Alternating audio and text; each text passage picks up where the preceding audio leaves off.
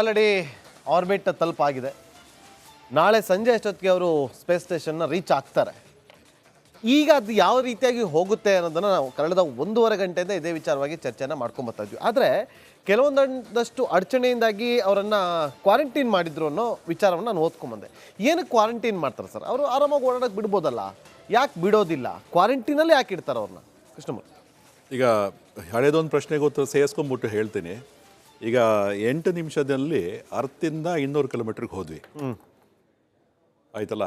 200 ಕಿಲೋಮೀಟ್ರಿಗೆ ಹೋಗಿಲ್ಲ, 200 ಕಿಲೋಮೀಟರ್ನ ಆರ್ಬಿಟ್ಟಿಗೆ ಹೋಗಿದ್ದೀವಿ. ಆರ್ಬಿಟ್ ಅದರಲ್ಲಿ ಸ್ವಲ್ಪ ವ್ಯತ್ಯಾಸ ಆಗತ್ತೆ. ಕಾಮನ್ ಜನರಿಗೆ ಅದೊಂದು ಸ್ವಲ್ಪ ಗೊತ್ತಾಗಲ್ಲ. 200 ಕಿಲೋಮೀಟರ್ನ ಆರ್ಬಿಟ್. ISS ಏನಿದೆ ಅದು 400 ಕಿಲೋಮೀಟರ್ ಆರ್ಬಿಟಲ್ಲಿದೆ. ಭೂಮಿ ಡಯಾಮೀಟ್ರ್ ನಿಮ್ಮದೊಂದು 12,000 ಕಿಲೋಮೀಟ್ರ್ ಇಟ್ಕೊಂಡ್ರೆ ಅದು 400 ಸೇರಿಸ್ಕೊಂಡ್ರೆ ಒಂದು 13,000 ಕಿಲೋಮೀಟ್ರು ಸರ್ಕಲ್ ನೀವು ಎಳ್ಕೊಬೇಕು. ಒಂದು circle with a diameter of 13,000 kilometres. So ಈಗ ನಮ್ದು 200 ಕಿಲೋಮೀಟ್ರು ಇಲ್ಲಿದೆ, ಇಲ್ಲಿಂದ 3,000ಕ್ಕೆ ಹೋಗಬೇಕು. ಈಗ 400 ಕಿಲೋಮೀಟರ್ ಅಂದರೆ ಹೆಂಗೆ? ಬೆಂಗಳೂರಿಂದ 400 ಕಿಲೋಮೀಟರ್ ಅಂದರೆ ಹತ್ರ ಒಂದು ಹಾವೇರಿ ಹತ್ರ ಅಂತ ಸ್ಟ್ರೈಟ್ ಒಂದು ರೋಡ್. ಹಾಗೆ ನೋಡಿದ್ರೆ ಸರ್ಕಲ್ ಅಂತ ಹೇಳ್ತಾ ಇದ್ದೀರಿ. ಸರ್ಕಲ್ ಇದು ನೀವು ಬೆಂಗಳೂರಿಂದ ಚಿತ್ರದುರ್ಗದಿಂದ ಹುಬ್ಳಿ ಕಂಪ್ಯೂಟ್ರಿ ಸ್ಟ್ರೈಟ್ ರೋಡ್ ಇಲ್ಲ. ಇದೆಲ್ಲ ನಿಂತ್ಕೊಂಡು ನೋಡಿದ್ರೆ 400 ಕಿಲೋಮೀಟರ್ ಕಾಣಿಸ್ಬೇಕು. ಹಂಗಿಲ್ಲ, ಅದನ್ನ ಸೈನ್ಸಲ್ಲಿ ನಾವು ಲೀನಿಯರ್ ಡೈರೆಕ್ಷನ್ ಹೇಳ್ತೀವಿ. ಮತ್ತು ಇದು ಆರ್ಬಿಟಲ್ ಮೆಕ್ಯಾನಿಕ್ಸ್ ಬರುತ್ತೆ. ಹಾಗಾಗಿ ಅದೇನಾಗುತ್ತೆ, ನೀವು ಕೊನೆಗೆ 400 ಕಿಲೋಮೀಟ್ರಿಗೆ ನಮ್ಮ ನೌಕೆ ಹೋಗಬೇಕಾದ್ರೆ ಡ್ರ್ಯಾಗನ್ ಶುಭಾಂಶು ಶುಕ್ಲ ಅವ್ರು ಕೂತ್ಕೊಂಡು ಹೋಗ್ತಿರೋ ನೌಕೆ ಯಾವಾಗ 400 ಕಿಲೋಮೀಟರ್ ರೀಚ್ ಆಗುತ್ತೋ ಅದೇ ಜಾಗದಲ್ಲಿ ಕೂಡ ಸ್ಪೇಸ್ ಸ್ಟೇಷನ್ನು ಕೂಡ ಬಂದಿರಬೇಕು. ಬಂದು ನಿಧಾನಕ್ಕೆ ಮಿಲಿಮೀಟರ್ ಪ್ರಿಸಿಷನಲ್ಲಿ ಹೋಗಿ ಕೊನೆಗೆ ಡಾಕ್ ಆಗಬೇಕು. ಇದನ್ನು ಡಾಕಿಂಗ್ ಮೆಕ್ಯಾನಿಸಮ್ ಅಂತ ಅಂತಾರೆ. ಇದು one of the technology which is very needed for manned missions. ಇದನ್ನು ಇಸ್ರೋ ಮಾಡ್ತಾ ಇದೆ. ಅದನ್ನು ಸ್ಪೇಡೆಕ್ಸ್ ಎಕ್ಸ್ಪೆರಿಮೆಂಟ್ ಅಂತ ಕರೀತಾರೆ. ಈಗ ನಾನು ಅದನ್ನು ಹೇಳ್ತಾ ಇದ್ದೆ ನಿಮಗೆ. ಈ ಮ್ಯಾನ್ಡ್ ಮಿಷನ್ ಬಂದರೆ ಬರೀ ರಾಕೆಟ್ಟು ಒಂದು ಸೆಟಲೈಟ್ ಅಂತಂದರೆ ಯಾರು ಬೇಕಾದ್ರೆ ಮಾಡ್ಬೋದು ಈಗಿರೋ ವ್ಯವಸ್ಥೆನಲ್ಲಿ. ಅದಕ್ಕೆ ಮನುಷ್ಯನ ಸೇರಿಸ್ಕೊಳ್ತೀನಿ ಅಂತಂತಂದರೆ ಒಂದು 10 ಜನರೇಷನ್ ಆಫ್ ಟೆಕ್ನಾಲಜಿಯನ್ನು ನೀವು ಮಾಡಬೇಕಾಗುತ್ತೆ. ಮಾನವರಹಿತ ಅಲ್ಲ, ಮಾನವ ಸಹಿತ ಭಾರಿ ಕಾಂಪ್ಲೆಕ್ಸ್ ಆಗುತ್ತೆ. ಹಾಗಾಗ್ಬಿಟ್ಟು ಈಗ ಅದನ್ನು ಡಾಕಿಂಗ್ ಅಂತ ಹೇಳ್ತಾರಲ್ಲ, ಬರೀ ಆ ಡಾಕಿಂಗೇ ಕಾಂಪ್ಲೆಕ್ಸ್ ಮೆಕ್ಯಾನಿಸಮ್ ಇದೆ.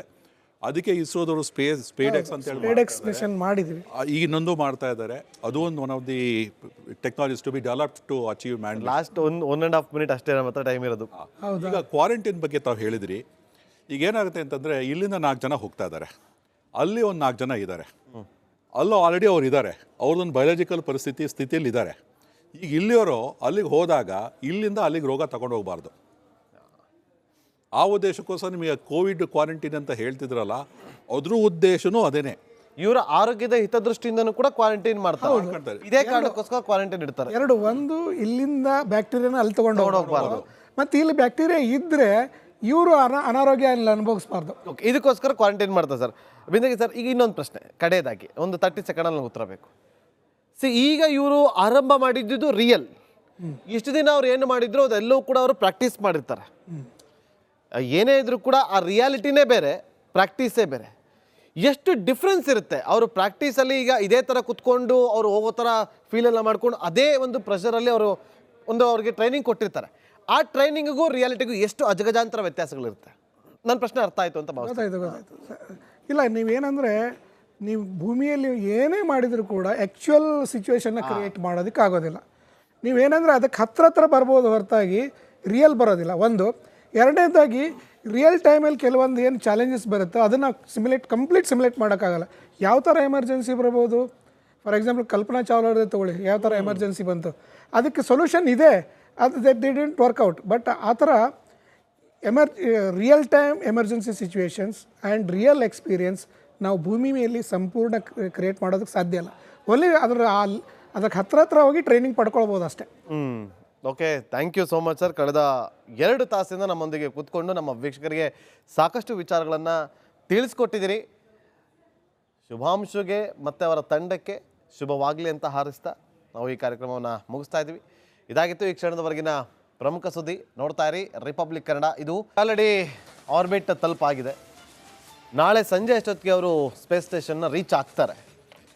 ಈಗ ಅದು ಯಾವ ರೀತಿಯಾಗಿ ಹೋಗುತ್ತೆ ಅನ್ನೋದನ್ನು ನಾವು ಕಳೆದ 1.5 ಗಂಟೆಯಿಂದ ಇದೇ ವಿಚಾರವಾಗಿ ಚರ್ಚೆನ ಮಾಡ್ಕೊಂಬರ್ತಾ ಇದ್ವಿ. ಆದರೆ ಕೆಲವೊಂದಷ್ಟು ಅಡಚಣೆಯಿಂದಾಗಿ ಅವರನ್ನು ಕ್ವಾರಂಟೈನ್ ಮಾಡಿದ್ರು ಅನ್ನೋ ವಿಚಾರವನ್ನು ನಾನು ಓದ್ಕೊಂಬಂದೆ. ಏನಕ್ಕೆ ಕ್ವಾರಂಟೈನ್ ಮಾಡ್ತಾರೆ ಸರ್? ಅವರು ಆರಾಮಾಗಿ ಓಡಾಡೋಕ್ಕೆ ಬಿಡ್ಬೋದಲ್ಲ, ಯಾಕೆ ಬಿಡೋದಿಲ್ಲ? ಕ್ವಾರಂಟೈನಲ್ಲಿ ಯಾಕೆ ಇಡ್ತಾರೆ ಅವ್ರನ್ನ? ಕೃಷ್ಣಮೂರ್ತಿ, ಈಗ ಹಳೇದೊಂದು ಪ್ರಶ್ನೆಗೆ ಉತ್ತರ ಸೇರಿಸ್ಕೊಂಡ್ಬಿಟ್ಟು ಹೇಳ್ತೀನಿ. ಈಗ 8 ನಿಮಿಷದಲ್ಲಿ ಅರ್ತಿಂದ 200 ಕಿಲೋಮೀಟ್ರಿಗೆ ಹೋದ್ವಿ, ಆಯ್ತಲ್ಲ. 200 ಕಿಲೋಮೀಟ್ರಿಗೆ ಹೋಗಿಲ್ಲ, 200 ಕಿಲೋಮೀಟರ್ನ ಆರ್ಬಿಟ್ಟಿಗೆ ಹೋಗಿದ್ದೀವಿ. ಆರ್ಬಿಟ್ ಅದರಲ್ಲಿ ಸ್ವಲ್ಪ ವ್ಯತ್ಯಾಸ ಆಗತ್ತೆ. ಕಾಮನ್ ಜನರಿಗೆ ಅದೊಂದು ಸ್ವಲ್ಪ ಗೊತ್ತಾಗಲ್ಲ. 200 ಕಿಲೋಮೀಟರ್ನ ಆರ್ಬಿಟ್. ISS ಏನಿದೆ ಅದು 400 ಕಿಲೋಮೀಟರ್ ಆರ್ಬಿಟಲ್ಲಿದೆ. ಭೂಮಿ ಡಯಾಮೀಟ್ರ್ ನಿಮ್ಮದೊಂದು 12,000 ಕಿಲೋಮೀಟ್ರ್ ಇಟ್ಕೊಂಡ್ರೆ ಅದು 400 ಸೇರಿಸ್ಕೊಂಡ್ರೆ ಒಂದು 13,000 ಕಿಲೋಮೀಟ್ರು ಸರ್ಕಲ್ ನೀವು ಎಳ್ಕೊಬೇಕು. ಒಂದು circle with a diameter of 13,000 kilometres. So ಈಗ ನಮ್ದು 200 ಕಿಲೋಮೀಟ್ರು ಇಲ್ಲಿದೆ, ಇಲ್ಲಿಂದ 13,000ಕ್ಕೆ ಹೋಗಬೇಕು. ಈಗ ಸ್ಟ್ರೇಟ್ 400 ಕಿಲೋಮೀಟರ್ ಅಂದರೆ ಹೆಂಗೆ? ಬೆಂಗಳೂರಿಂದ 400 ಕಿಲೋಮೀಟರ್ ಅಂದರೆ ಹತ್ರ ಒಂದು ಹಾವೇರಿ ಹತ್ರ ಅಂತ ಸ್ಟ್ರೈಟ್ ಒಂದು ರೋಡು. ನೀವು ನೋಡಿದ್ರೆ ಸರ್ಕಲ್ ಅಂತ ಹೇಳ್ತಾ ಇದ್ದೀರಿ. ಸರ್ಕಲ್ ಇದು ನೀವು ಬೆಂಗಳೂರಿಂದ ಚಿತ್ರದುರ್ಗದಿಂದ ಹುಬ್ಳಿ ಅಂದ್ಕೊಂಡ್ಬಿಟ್ರಿ, ಸ್ಟ್ರೈಟ್ ರೋಡ್. ಸ್ಟ್ರೈಟ್ ರೋಡ್ ಇಲ್ಲ ಇದು. ಇದೆಲ್ಲ ನಿಂತ್ಕೊಂಡು ನೋಡಿದ್ರೆ 400 ಕಿಲೋಮೀಟರ್ ಕಾಣಿಸ್ಬೇಕು. ಹಂಗಿಲ್ಲ, ಅದನ್ನ ಸೈನ್ಸಲ್ಲಿ ನಾವು ಲೀನಿಯರ್ ಡೈರೆಕ್ಷನ್ ಹೇಳ್ತೀವಿ. ಮತ್ತು ಇದು ಆರ್ಬಿಟಲ್ ಮೆಕ್ಯಾನಿಕ್ಸ್ ಬರುತ್ತೆ. ಹಾಗಾಗಿ ಅದೇನಾಗುತ್ತೆ, ನೀವು ಕೊನೆಗೆ 400 ಕಿಲೋಮೀಟ್ರಿಗೆ ನಮ್ಮ ನೌಕೆ ಹೋಗಬೇಕಾದ್ರೆ ಡ್ರ್ಯಾಗನ್ ಶುಭಾಂಶು ಶುಕ್ಲ ಅವ್ರು ಕೂತ್ಕೊಂಡು ಹೋಗ್ತಿರೋ ನೌಕೆ ಯಾವಾಗ 400 ಕಿಲೋಮೀಟರ್ ರೀಚ್ ಆಗುತ್ತೋ ಅದೇ ಜಾಗದಲ್ಲಿ ಕೂಡ ಸ್ಪೇಸ್ ಸ್ಟೇಷನ್ನು ಕೂಡ ಬಂದಿರಬೇಕು. ಬಂದು ನಿಧಾನಕ್ಕೆ ಮಿಲಿಮೀಟರ್ ಪ್ರಿಸಿಷನಲ್ಲಿ ಹೋಗಿ ಕೊನೆಗೆ ಡಾಕ್ ಆಗಬೇಕು. ಇದನ್ನು ಡಾಕಿಂಗ್ ಮೆಕ್ಯಾನಿಸಮ್ ಅಂತ ಅಂತಾರೆ. ಇದು one of the technology which is very needed for manned missions. ಇದನ್ನು ಇಸ್ರೋ ಮಾಡ್ತಾ ಇದೆ. ಅದನ್ನು ಸ್ಪೇಡೆಕ್ಸ್ ಎಕ್ಸ್ಪೆರಿಮೆಂಟ್ ಅಂತ ಕರೀತಾರೆ. ಈಗ ನಾನು ಅದನ್ನು ಹೇಳ್ತಾ ಇದ್ದೆ ನಿಮಗೆ. ಈ ಮ್ಯಾನ್ಡ್ ಮಿಷನ್ ಬಂದರೆ ಬರೀ ರಾಕೆಟ್ಟು ಒಂದು ಸೆಟಲೈಟ್ ಅಂತಂದರೆ ಯಾರು ಬೇಕಾದ್ರೆ ಮಾಡ್ಬೋದು ಈಗಿರೋ ವ್ಯವಸ್ಥೆನಲ್ಲಿ. ಅದಕ್ಕೆ ಮನುಷ್ಯನ ಸೇರಿಸ್ಕೊಳ್ತೀನಿ ಅಂತಂತಂದರೆ ಒಂದು 10 ಜನರೇಷನ್ ಆಫ್ ಟೆಕ್ನಾಲಜಿಯನ್ನು ನೀವು ಮಾಡಬೇಕಾಗುತ್ತೆ. ಮಾನವರಹಿತ ಅಲ್ಲ, ಮಾನವ ಸಹಿತ ಭಾರಿ ಕಾಂಪ್ಲೆಕ್ಸ್ ಆಗುತ್ತೆ. ಹಾಗಾಗ್ಬಿಟ್ಟು ಈಗ ಅದನ್ನು ಡಾಕಿಂಗ್ ಅಂತ ಹೇಳ್ತಾರಲ್ಲ, ಬರೀ ಆ ಡಾಕಿಂಗೇ ಕಾಂಪ್ಲೆಕ್ಸ್ ಮೆಕ್ಯಾನಿಸಮ್ ಇದೆ. ಅದಕ್ಕೆ ಇಸ್ರೋದವರು ಸ್ಪೇಡೆಕ್ಸ್ ಅಂತ ಹೇಳಿ ಮಾಡಿದ್ವಿ. ಈಗ ಇನ್ನೊಂದು ಮಾಡ್ತಾ ಇದ್ದಾರೆ.